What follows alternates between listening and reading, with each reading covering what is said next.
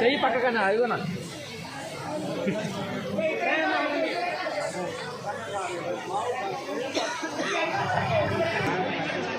ఈ బతుకమ్మలని ఇక్కడిని స్టేజీ పైన ఉంచి మీరు అక్కడ సీట్లో ఏమిటంటే ఒకే దేశం ఒకే ఎన్నిక మీరు అందరూ ఎదురు చూస్తున్నారు. వచ్చే జనవరి నాటికల్లా మనకి స్థానిక సంస్థల ఎన్నికలు వస్తాయి. స్థానిక సంస్థల ఎన్నికల్లో మన పార్టీ సత్తా దాటుకోవాలి, ప్రజల కోసం పనిచేసేవాళ్ళం, ప్రజల కోసం నిలబడతామని చెప్పేసి ప్రజలకు పోవాలని చెప్పేసి అంటున్నాం. కానీ మోడీ గారు ఏమంటున్నారంటే ఇక ఇన్నిసార్లు ఎన్నికలు ఉండవు, పార్లమెంటు, అసెంబ్లీ, పంచాయతీ, జడ్పీటీసీలు, ఎమ్మెల్సీలు అన్నీ ఒకే రోజు జరుగుతాయి. ఒకే దేశం ఒకే ఎన్నిక. అట్లాంటి పద్ధతి ప్రవేశపెడతానంటున్నాడు. ఆ పద్ధతి కనుక వస్తే మన దేశంలో ప్రజాస్వామ్యం అనేది నాశనం అయిపోతుంది, ప్రాంతీయ పార్టీలు అనేది నాశనం అయిపోతుంది. రాష్ట్రాల యొక్క పరిస్థితి గురించి, రాష్ట్రాల యొక్క సమస్యల గురించి పట్టించుకునేవాడు ఎవరు ఉండవు. ఇక కేంద్రంలో ఎవడో మోడీ గారు ఉంటారు, నన్ను చూసి ఓటేయండి అంటారు, ఆయన చూసి ఓటేస్తాం, లేకపోతే ఓటేయకపోతాం. ఇక్కడ మనకి తెలంగాణ వెనకబడిపోయింది, నల్గొండ జిల్లాలో వెనకబడి ప్రాంతాలు ఉన్నాయి, మనకి ఎస్ఆర్పిసి కెనాల్ కావాలి, ఈ సమస్యలేమి ఉండవు. వీడి గురించి మాట్లాడేవాడు ఉండడు. అటువంటి పద్ధతిలో ఈరోజు ప్రజాస్వామ్యం నాశనం అయ్యే పద్ధతిలో ఒకే దేశం ఒకే ఎన్నిక అని చెప్పేసి ఈరోజు చెప్తున్నాడు. అందుకని వాటన్నింటినీ మనం వ్యతిరేకించాలని ప్రజలకి చెప్పాల్సిన అవసరం ఉంది. మరో ముఖ్యమైన పద్ధతి ఈరోజు మోడీ గారు తీసుకొస్తుంది ఏంటంటే ప్రజలు ఐక్యంగా ఉండాలనుకోవడం లేదు. ప్రజలు చీలిపోతేనే ఈ పాలకులు లాభం. బ్రిటిష్ వాళ్ళు అదే చేసింది, ప్రజల మధ్య చీలికలు సృష్టిస్తే తను పరిపాలన చేసుకుని పోయాడు. మోడీ గారు కూడా వాటిని చేస్తానంటున్నాడు. మోడీ గారు అయితే మతం ప్రాతిపదిక మీద ప్రజల్ని చేస్తామని ప్రయత్నం చేస్తున్నారు. మైనార్టీలకు వ్యతిరేకంగా మెజారిటీ ప్రజలు రెచ్చగొట్టాలని చెప్పేసి ప్రయత్నం చేస్తున్నారు. ఉత్తరప్రదేశ్లో సంభాల్ అని చెప్పేసి పట్టణంలో ఒక మసీదు కింద దేవాలయం ఉందని చెప్పేసి సర్వేకి ఆపిస్తే అక్కడ ఘర్షణ జరిగితే 5 కాల్చి చంపారు పోలీసులు. మసీద్ ఎప్పుడో కట్టారు, అంతకుముందు దాని కింద దేవాలయం ఉందని చెప్పేసి చెప్తున్నారు. ఉందో లేదో మనకు తెలియదు. కానీ సుప్రీంకోర్టు ఏం చెప్పింది? అయోధ్య రామాలయానికి సంబంధించిన కోర్టు వివాదం వచ్చినప్పుడు 1947 ఆగస్టు 15వ తేదీకి ముందు ఉన్నాం. ప్రార్థనా మందిరాలు చెప్పకుండా అలాగే ఉంచాలి, దాని గురించి వివాదాలు ఉండకూడదు అని చెప్పేసి సుప్రీంకోర్టు తీర్పిచ్చింది. దానికి అనుగుణంగా చట్టాలు చేశారు. చెప్పాల్సిన అవసరం ఉంది. మరో ముఖ్యమైన పద్ధతి ఈరోజు మోడీ గారు తీసుకొస్తుంది ఏంటంటే ప్రజలు ఐక్యంగా ఉండాలనుకోవడం. ప్రజలు చీలిపోతేనే దేవాలయం ఉందని చెప్పేసి సర్వేకి ఆపిస్తే అక్కడ ఘర్షణ జరిగితే 5 కాల్చి చంపారు పోలీసులు. మసీద్ ఎప్పుడో కట్టారు, అంతకుముందు దాని కింద దేవాలయం ఉందని చెప్పేసి రైతాంగ పోరాటం బట్టి రాబోతుంది. ఈ ప్రాంతం అంతా తెలుసు, మనకి వరి ధాన్యం ఎక్కువ పండుద్ది, కొన్ని ప్రాంతాల్లో పత్తి పండుద్ది. చట్టం కావాలి, గిట్టుబాటు ధర ఇచ్చేసానికి అని చెప్పేసి మళ్ళీ ఆందోళన పోరాటం ప్రారంభించారు.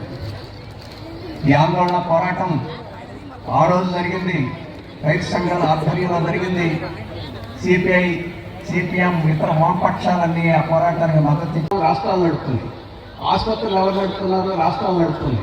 మరి కరెంట్ ఎవరు ఇస్తున్నారు? రాష్ట్రాలు చేస్తుంది. రేపు ఈ కొత్త పద్ధతి ఏమిటంటే మోడీ గారి పద్ధతి.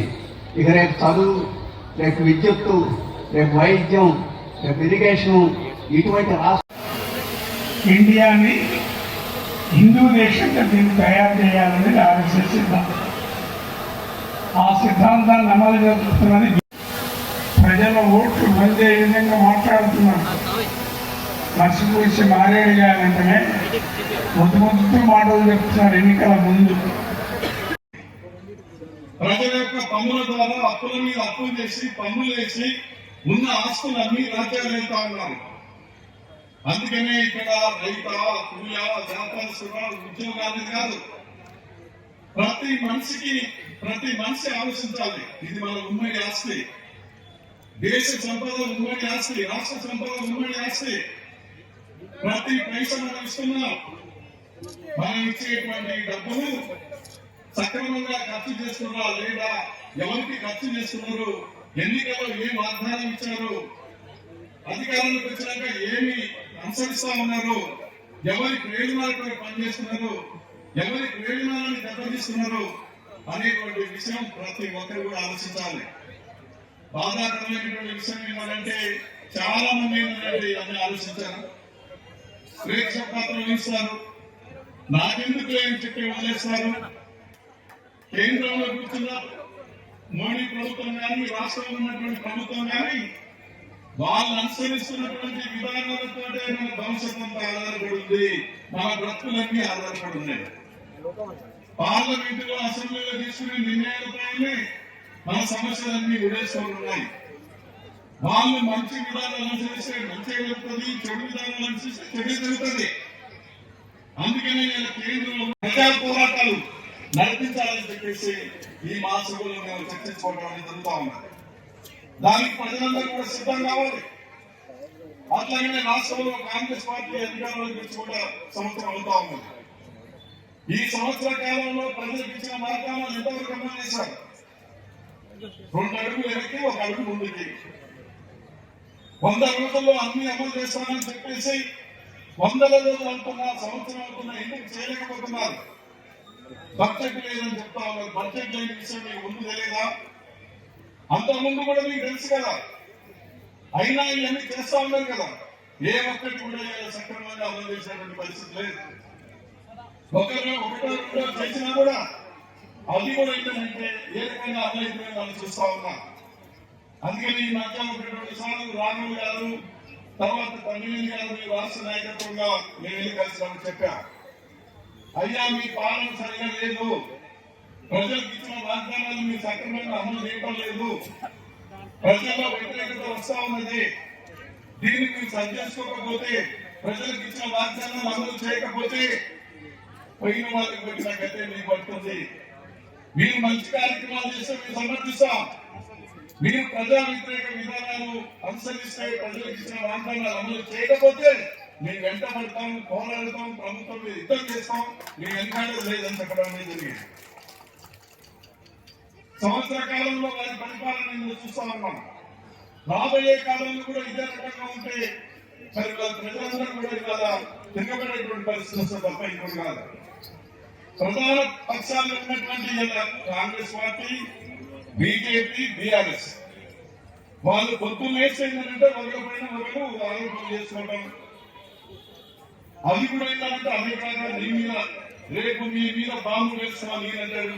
అనేక వాగ్దానాలు ఇచ్చి ఓట్లు కోరుకొని ప్రజల్ని మోసగించి అనేక ప్రజలకు కల్పించి అధికారులకు వచ్చి ఏమేమో చెప్తూ తిరుగుతుంటే ఎంతకాలం ప్రజలు భరించలేదు. మన పక్క దేశాల్లో ఏం జరుగుతుందో మనం చూస్తా ఉన్నాం. తిరుగుబాటు ఎక్కువ వస్తా ఉన్నాయో. కొంతమంది ప్రధానమంత్రులు అయితే పోలీసు మిలిటరీ సహకారంతో పాల్గొనే పరిస్థితి వస్తా ఉంది. బంగ్లాదేశ్ లో చూసాం, నేపాల్లో కమ్యూనిస్టులు అధికారంలోకి వచ్చారు, శ్రీలంకలో అధికారంలోకి వచ్చారు, అనేక దేశాలు వస్తున్నారు. పెట్టుబడిదారు దేశాలు, సామ్రాజ్యవాద దేశాలు యుద్ధాలు చేయిస్తా ఉన్నారు. ఇవన్నీ మనం చూస్తా ఉన్నాం. అందుకేంటంటే పెద్దలారా, సోదరులారా, కమ్యూనిస్టులు ఎక్కడున్నానయా మీకు ఓట్లు సీట్లు రావడం లేదని చెప్పి అనేవాళ్ళు అక్కడెక్కడ ఉంటారు, ఎక్కడానికి మాట్లాడే వాళ్ళు ఉంటారు. అసలు కమ్యూనిస్టు జెండా లేని ప్రపంచంలో ఇక్కడ ఉందా ఏ దేశం? ఖండాల్లో దేశాలు ఎర్ర జెండా కమ్యూనిస్ట్ పార్టీ మార్క్సిజం సిద్ధాంతం ఉంది. అంతర్జాతీయ పార్టీ ఇది. ఆనాడే కార్ల్ మార్క్స్ చెప్పాడు, ప్రపంచ కార్మికులారా ఏకం కండి, పోరాడితే పోయేదేం లేదు, బానిస సంఖ్యలు తప్ప. మీ పార్టీలు, మీ జెండాలు ఒక రాష్ట్రం దాటి ఒక దేశం దాటి కనపడవు. కమ్యూనిస్ట్ పార్టీ ఎర్ర జెండా మాత్రం ప్రపంచ వ్యాప్తంగా మానవుల పార్టీ దగ్గర ఎర్ర జెండా ఉంది. ఎర్ర జెండా పోరాటాలు నడుస్తా ఉన్నాయి.